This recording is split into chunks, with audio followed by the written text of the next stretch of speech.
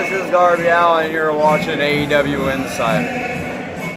What's up, peeps? We're back. As always, I'm your host, Lee Benson. Thank you so much for joining us for the YouTube edition of the AEW Insider. We got a really good show as always, so let's get right to it. AEW. Matt Hardy has revealed a little of what he will be doing with his broken persona going forward. Hardy said, "You know, if I end up going back to Broken Matt, or if it ends up being an abomination, whatever I end up doing, it will kind of have bits and pieces of the original Broken Matt, but it's definitely going to be different. Then I want to get into something that I feel could be one of the most layered professional wrestling characters of all time. It's a killer idea. A different take on Matt, but it would start with Broken Matt." And I think it was definitely clarified more today, because as of today, his newest persona was teased on his newest episode. It's a dark character. He kept telling the Young Bucks that they were the only ones who could save them, and then like Tourette syndrome, he would become more evil and insult them. You know he's going to turn full evil and lead the Dark Order, and he used that word killer. So I can't wait to see what he does, and I can't wait for Dynamite tonight. AEW itself and Fozzy, Chris Jericho's rock band, have both announced that all scheduled future performances will continue, even in despite of the coronavirus. Chris Jericho also posted a pic of himself and Batista on the plane together. You know he was talking biz to the big guy. MJF has touched on catching shit for giving a 7-year-old the finger at a recent meet and greet. He told Newsday that, "I look at it like this. I'm being myself. Everybody else in my industry is faking it. There's nothing fake about me. And I think there are some people that appreciate that, even if they hate me. They appreciate the fact that I'm 100% authentically me." He also said a match that got him hooked into wrestling was Taker vs. Foley at the 1998 King of the Ring. He said, "After that, I just started digging deeper. You go on YouTube, you search the catalogs. I found this guy whose feet were up on a desk. He was chomping on gum real loud. You could tell he was talking to someone that was his boss, but he didn't seem to care. Once I saw Roddy Piper, I knew exactly what I was going to do when I grew up." MJF also explained that his plaid Burberry scarf is a homage to Piper. WWE. Well, WrestleMania could legit be put off for a while or canceled altogether. The city of Tampa and Jane Castor will be meeting tomorrow to decide what the future is for future events in the Tampa area. Well, Triple H has just been handed, taken on more responsibility and a new title at WWE. WWE stated that Paul Triple H Levesque is now, and he has served as their Executive Vice President of Global Talent Strategy and Development. It was also revealed that Shane McMahon, who had no corporate role, was paid over $2 million as a wrestler last year. Throughout 2019, he wrestled about 15 matches, so it works out that he got about $139,000 per match. Even though that's not totally correct, you know what I mean? Meet and greets and public events and all that come into effect also, but that's a pretty damn good payday. I reported a few weeks ago that WWE axed their co-presidents, George Barrios and Michelle Wilson. Now we get to know how much their severance package is. Each get $1.4 million. On top of that, $176,000 bonus, plus health, life, and accident insurance to cover them over the next 18 months. ABC Washington interviewed Ricochet and asked him if he would return to NXT.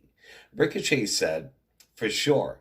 It's a place I enjoyed thoroughly when I was there. And now that they have more exposure on the USA Network every Wednesday, I think that's huge too. So for me, sure. Anytime they need a hand for me, I'll be there, no problem." Rumors of Paige's in-ring return are running around like crazy. It was announced she will be appearing on Raw to confront Bayley. A Reddit user said they would mark the fuck out if Paige returns in the face-off Bayley at WrestleMania. In response to that, a very reliable wrestling rumor source on Reddit replied, "Get ready." Brian Alvarez announced that a superstar, Seth Rollins' stable, was injured during Raw's main event. It was believed that Razar suffered a torn bicep. I've been reporting for well over a year that Rob Gronkowski of the Patriots wanted to be a WWE superstar when he was done with the NFL. Well, it has been reported by Tony Maglio of The Wrap that former New England Patriots tight end Gronkowski has officially signed with WWE. An insider told The Wrap that exclusively. The ex-NFL great is set to debut 1 week from Friday on March 20th SmackDown. Now, this is all over all social media, but this was the only source that says he has signed. Everybody else says that he is close to signing, so take it with a grain of salt, peeps. AJ Styles called out The Undertaker on Raw, and he broke down the fourth wall. He used The Undertaker's real name and his wife's name also. I personally like when they do that, but others do not. For example, ex-WWE referee Jimmy Correas was watching Raw this week, and this is what he had to say about AJ's promo.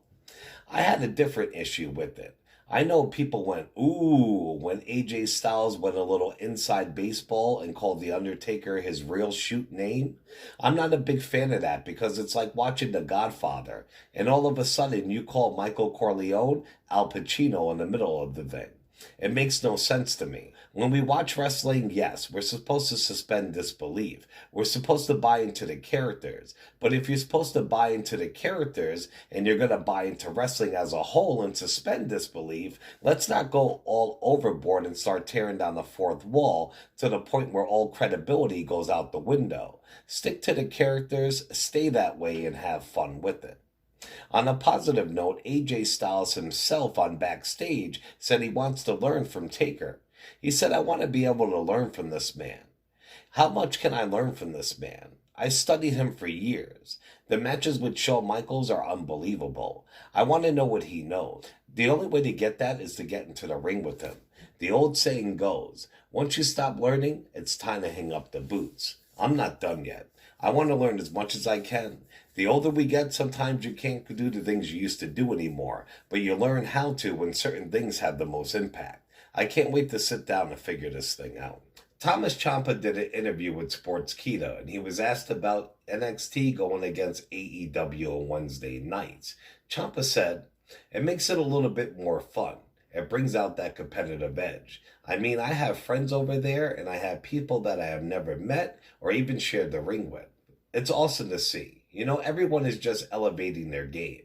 Everyone just wants it. I don't know if people say ratings don't matter, but they sure as hell matter. Like, you want to win." And finally, for WWE, NXT will have 2 title matches tonight, and it actually will take place at the WWE Performance Center. I think that's going to be awesome. Random wrestling news. Bret Hart was answering questions on social media. Somebody asked him if he liked Hulk Hogan. Hart replied, "No, I do not like him. I think he's a phony piece of shit."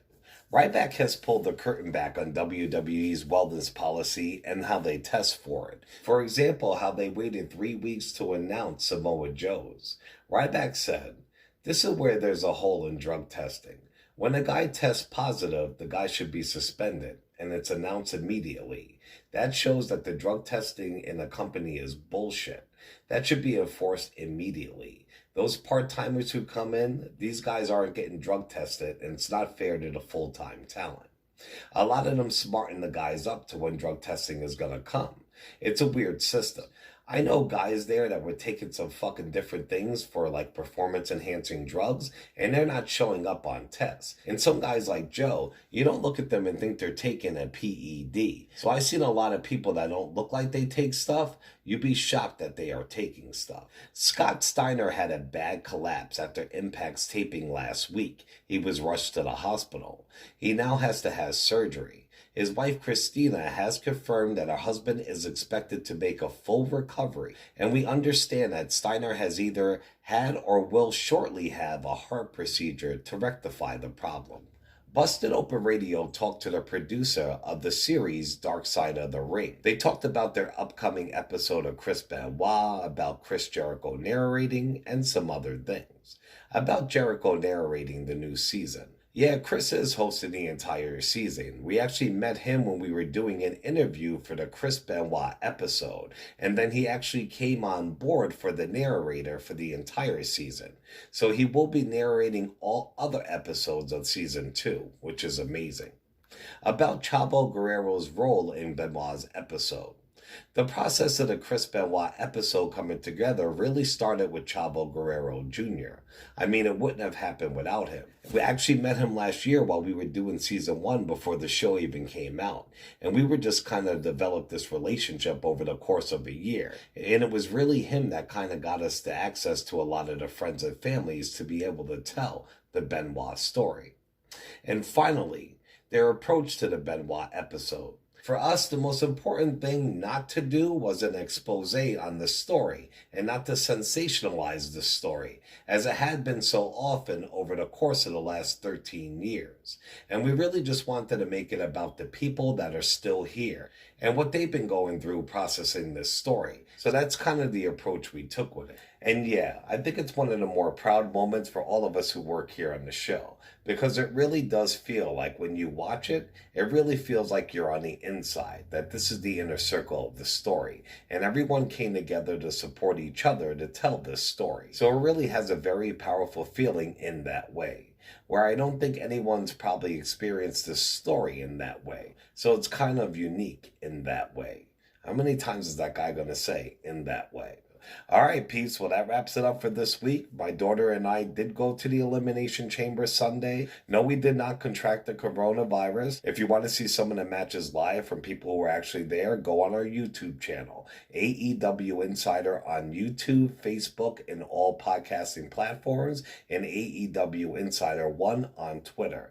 I'll be back in a couple days, and remember, we're going to Monster Mania Con this weekend, so stay tuned for the footage. Ciao, peeps.